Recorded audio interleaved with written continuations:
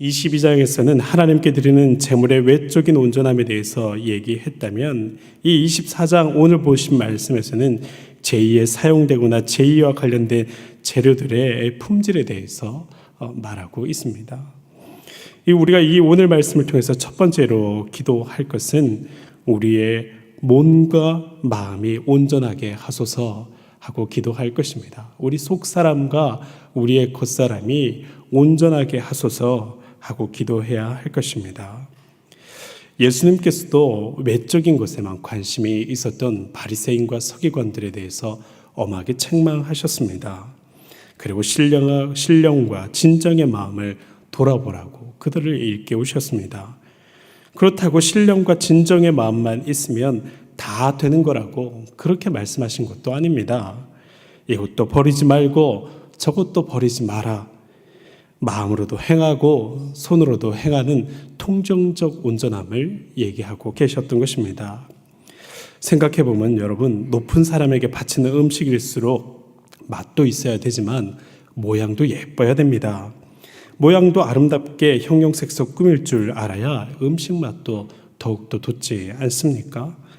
예배를 하나님께 드리는 정성이라고 할 때에 우리가 하나님 앞에 상차림을 내어놓는다고 할 때에 맛있게도 해야겠지만 간도 잘 맞춰야겠지만 나름 예쁘게 담아내는 정성도 필요한 것입니다. 맛과 향기도 물론이거니와 꾸미는 외형도 놓치지 말아야 됩니다. 지극히 높으신 하나님께 바쳐드리는 것이니 우리가 그렇게 하는 것이 마땅한 것입니다. 2절 말씀에 나오는 것부터 시작해서 보면 순결한 기름들, 순결한 등잔대, 고운 가루, 순결한 상, 정결한 유향 이런 것들이 쭉 표현되어져 나오는데 이 모든 것들은 가장 귀하게 준비된 재료들을 하나님 앞에 드렸음을 의미하는 것입니다. 우리가 교회 생활 가운데 하나님께 드리는 시간과 헌물과 정성들 그런 것들은 최상의 것으로 드려져야 됩니다. 비싸고 싼 것 이런 경제적 문제가 아니라 그곳에 우리의 정성이 담겨 있느냐가 참으로 중요하다는 것이죠. 어릴 때 부모님께서 교회 갈 때 이래 하라고 꼭 일러주신 것들이 있습니다. 헌금 드릴 때에는 특별히 새 돈으로 네가 갖고 있는 것 중에 제일 깨끗한 새 돈으로 준비해서 드려라. 혹시 지폐가 여러 장이거든 방향을 맞춰가지고 숫자는 숫자끼리 그림은 그림끼리 맞춰서 그렇게 헌물 드리라고 하시고 또 주일에 갈 때는 그날은 꼭 깨끗하게 빨아놓은 옷을 입고 가라고 그렇게 가르치셨습니다. 근데 생각해보면 그런 것들이 정말 새 옷을 입고 돈이 이 방향이네 저 방향이네 하는 문제가 아니라 정성의 문제인 겁니다. 마음을 다해서 드릴 때에 그런 작은 것까지도 하나님을 위해서 챙겨드릴 수 있고 그분 앞에 서 있는 우리의 마음의 태도가 달라지는 것입니다. 마음도 모습도 그렇게 준비되어져 가는 것이 하나님 앞에 나가는 우리의 순전한 모습입니다. 두 번째로 우리가 기도할 것은 우리의 입술에 온전함이 있게 하소서 하는 기도입니다. 우리의 입술에 정결함을 간구하는 그런 기도입니다. 24장 10절 이하의 말씀에서 쭉 보면 하나님의 이름과 또 신성모독의 범죄로 인해서 사형이 집행된 어떤 사건에 대해서 이야기하고 있습니다. 한 여인이 이웃집 사람들과 시비가 붙은 것 같습니다. 그렇게 싸움을 해가는데 자기 어머니가 싸우니까 아들이 나와서 같이 거들었던 것 같아요. 근데 그렇게 같이 싸우다가 이 사람이 흥분에 도가 지나쳐서 이제는 서로의 시시비비를 가리는 것이 아니라 그 사람이 이제 애굽 사람의 전통을 갖고 있던 사람이다 보니 하나님을 모독하면서 그렇게 대거리를 한 것 같습니다. 여호와의 이름을 모독하며 저주하는 일을 행합니다. 그래서 이 사람을 붙들어다가 하나님께 여쭈어 보았더니 하나님께서 매우 단호한 결론을 내리십니다. 이 사람을 진영 밖으로 끌어내어다가 돌로 치는 공개 처형을 하라고 하신 것이죠. 결국 그 사람은 진영 밖으로 끌려나가서 처형을 당하고 맙니다. 부정한 것은 입술인데 죽음으로 그 입술의 부정함을 갚았습니다. 이 말씀은 그리스도의 언어 생활에 대해서 큰 경각심을 일깨우는 말씀입니다. 에베소서 5장 3절에서 4절 말씀을 보면 성도들이 거친 말이나 음담 패설에 속하는 말들을 하지 말고 그러한 것들은 이름도 부르지 말라고 그렇게 권면하십니다. 한 사회의 구성원들이 사용하는 그 언어 수준이 그 사회의 건전함과 건강함을 분별하는 그런 지표가 되어진다는 것이죠. 여러분, 말 속에는 영혼이 깃들어 있다고 합니다. 실제로 말에 힘이 있습니다. 부정한 말을 쏟아내면요, 주변에 있는 사람들이 다 같이 기분이 나빠집니다. 건강하고 좋은 말을 쏟아내면요, 그 얘기를 들은 게 꼭 자신이 아니더라도 좋은 마음이 생겨나는 것입니다. 말은 담겨 있을 때는 그대로이지만 입 밖으로 내어 뱉어버리면 그것은 마치 생물이 되어서 움직이고 살아 역동하게 되는 것입니다. 사람들이 타인을 향해서 나쁜 말을 할 때에 여러분, 그 말을 타인만 듣는 게 아닙니다. 내 귀가 그 말을 듣고 있습니다. 상대방도 상처를 입히지만 자신도 모르게 자기의 영혼도 상처를 받고 있는 겁니다. 반대로 누군가를 칭찬하고 있다면 그 말 역시 누가 듣습니까? 자기의 귀가 듣고 있는 것입니다. 누군가의 아름다움과 가치를 발견해주고 좋은 말로 일러주는 것은 사실 자기 자신을 위하는 방식이기도 한 것입니다.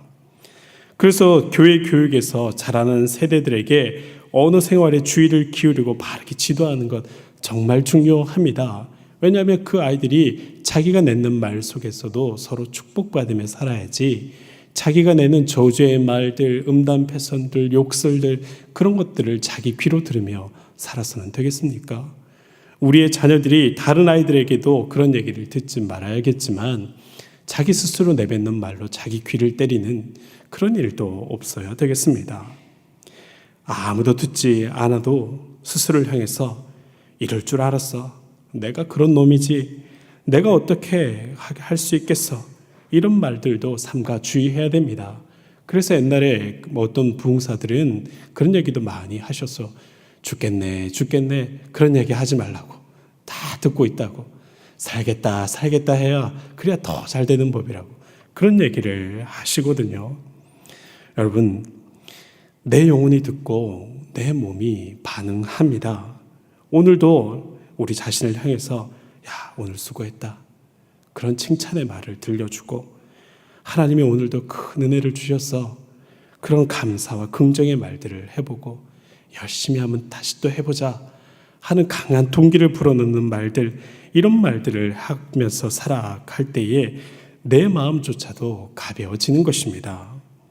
늘 주님을 의식하며 나 자신을 소중히 여기는 말, 타인을 존중하는 말, 그리고 있는 그대로를 사랑하고 아끼고 축복하는 말, 그런 말들을 행하는 것은 하나님 앞에서도 정결히 행하는 것이요 또한 하나님께서 영광 받으시는 일임을 기억해야 됩니다. 특별히 우리 성도들은 무엇보다도 입술의 정결함과 구별됨이 있어서 스스로에게도 유익하고 공동체나 사회에서도 유익한 사람들이 되시기를 주님의 이름으로 축원드립니다. 세 번째로 우리가 기도할 것은 보이지 않는 곳에서도 온전하게 하소서 하는 것입니다. 24장에는 기름과 가루, 이렇게 눈에 보이지 않지만 잘 드러나지 않지만 그 기름으로 눈에 보이는 불을 밝히는 그리고 또 그 곡식가루로 눈에 보이는 큰 진설병을 만들어내는 그런 과정을 기록하고 있습니다. 여러분, 하나님께 드리는 것들이 그렇습니다. 보이지 않는 것들을 통해서 보이는 것을 올려드리는 것입니다. 우리 그리스도인의 예배의 삶 속에서도 보이지 않는 우리의 정성과 준비의 과정들, 삶의 모습들을 통해서 보이는 예배를, 찬양을, 고백을 올려드리는 것입니다. 그렇게 우리의 모든 삶의 전반적인 것들, 또한 우리의 모든 보이지 않는 것들이 사실상 보이는 것을 좌우하는 것입니다. 오늘 20절 말씀에는 독특한 법이 하나 나옵니다. 20절 이하의 말씀에는 눈은 눈으로, 이에는 이로 갚으라고 그렇게 말씀합니다. 이게 동해보복법이라고 하는 것인데요. 받은 것에 상응하게 돌려받도록 하는 그런 법입니다. 눈에 상처를 입힌 사람은 눈에 상처를 입혀서 그 사람을 해하고, 또 이를 부러뜨린 것은 또 이를 부러뜨려서 그를 돌려주라고 하는 그런 법이죠. 이게 현대의 시각에서 보면 야만적이고 또 잔인한 그런 법처럼 보여집니다. 그런데 사실 이것은 어떤 해를 입히라고 하는 그런 말들이 아니고요, 약자를 보호하는 그런 법입니다. 여러분, 이 법조항들은 보복을 자유롭게 하는 것에 목적이 있는 게 아니라 보복의 수위를 제한하려고 하는 겁니다. 지금은 공권력이 있어서 어느 정도 공평하게 재판을 받을 수가 있지만, 그때만 하더라도 부자인 사람들은 종들이나 아들들이 많고 군사들이 있어서 힘이 훨씬 더 세고요, 또 약한 사람은 보잘것없이 살았던 겁니다. 그러니까 여러분, 강한 사람이 손해를 보면 이 사람이 화가 나가지고 약한 사람을 소 한 마리 죽인 걸 아들을 때려 죽이는 걸로 갚고, 눈 하나 빠진 것들을 갖고 눈 2개를 뽑는 걸로 갚고, 자기 분이 풀릴 때까지 사람을 상해했던 것이죠. 또 반대로 약한 사람은 자기가 아들이 다치든지 딸이 다치든지 뭔가 집에 큰 손실이 나도 강한 사람 앞에서 아무 말도 못하면서 갚을 수 있는 능력도 안 되었던 겁니다. 그렇다 보니 강한 사람은 약한 사람이 조금만 실수해도 크게 복수하고, 힘이 약한 사람은 원통함을 풀지 못하는 일들이 종종 일어났던 것이죠. 여러분, 굉장히 야만적으로 보이지만 사실은 모든 사람들이 서로에 대해서 경각심을 갖고 하나님 앞에서 그렇게 살아갈 수 있도록 이 법을 정해 놓은 것입니다. 과도한 상해나 보복을 행하지 않고 법의 테두리 안으로 이 보복의 문제를 가져옴으로써 사회와 공동체의 질서를 세워갔던 것입니다. 오늘날도 그렇습니다. 여러분, 내 눈에 보이는 문제가 아니더라도 내 눈에 보이지 않는 이런 문제들, 사회적 약자의 문제들, 이런 것들을 내 당장의 이익이 아니라도 보장해 가다 보면 결정적인 순간에 우리에게 그것은 우리를 보호하는 장치로 그렇게 발동되게 되는 것입니다. 도덕적인 삶, 배려하는 삶, 사랑을 베푸는 삶, 좋은 성품을 추구하는 것, 여러분 얼마나 약해 보입니까? 아무것도 없는 허망하고 이상적인 것처럼 보이지만, 돈에 쥐어지는 돈에 비하면 너무나 힘없는 이야기처럼 보이지만, 결정적일 때를 우리 한번 보십시다. 결국은 제도가 잘 돼 있고 문명이 발달해도 사람이 나빠졌기 때문에 모두가 외롭고 모두가 위험해지는 그런 세대가 되어지지 않습니까? 여러분, 사람들에게 이렇게 보이지 않는 것들이 무너져 가기 때문에 한 사람이 망가지고 가정이 깨어지고 사회가 망하는 것입니다.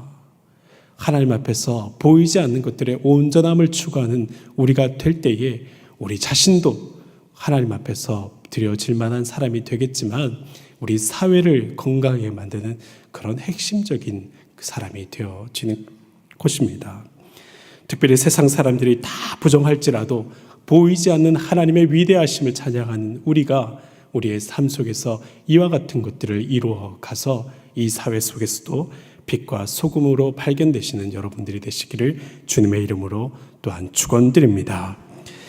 하나님은 우리가 질적으로 뛰어난 인생이 되기를 원하십니다.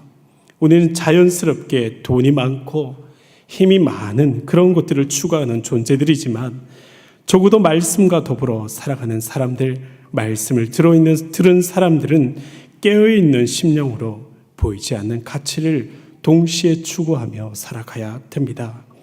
늘 하나님 앞에 주의 깊게 살아서 안팎으로 온전함을 이루어 가시며, 그렇게 하나님께도 사람들에게도 인정함을 받고 칭송함을 받는 우리가 되기를 주님의 이름으로 축원드립니다. 함께 기도하겠습니다.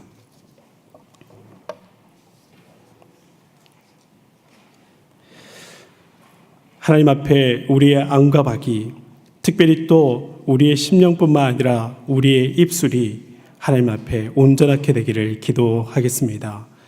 또한 우리에게 주어져 있는 모든 삶 가운데 잃어버렸던 모든 이상과 꿈을 주님 앞에 회복해 하시도록, 또 그뿐만 아니라 우리에게 주어져 있는 배려와 사랑과 좋은 성품의 문제를 우리는 진지하게 다루며 함께 이뤄갈 수 있게 해달라고 우리의 삶을 주님께 맡겨드리며 온전함을 위해서 함께 기도합니다. 같이 기도하겠습니다.